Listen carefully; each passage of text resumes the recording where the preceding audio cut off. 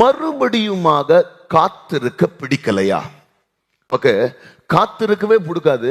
அதுவும் மீண்டும் மீண்டும் மறுபடியுமா காத்துனுக்குது நம்மளுக்கு சுத்தமா பிடிக்கவே முடியாது. ஏன்னா ஒரு சீசன்ல காத்திருந்தேன் பாஸ்டர், அந்த சீசன் முடிஞ்சு என் வாழ்க்கை மாறிச்சுன்னு பார்த்தா திரும்ப திரும்ப ஒவ்வொரு சீசனுமா நான் காத்துட்டு இருக்கணும். நீங்க பாருங்க, நல்லா நம்ம வாழ்க்கையில சில நல்ல விஷயங்களை கூட மறுபடியும் காத்திருக்கணும்னா நம்ம வேணான்னு சொல்லிடுறோம். கர்த்தர் சொல்றாயா, நீ மறுபடியும் காத்திருக்கும் போது நிறைவான சம்பூர்ணமான பெரிய ஆசீர்வாதங்களை கர்த்தர் உனக்கு கொடுக்க போகிறார்.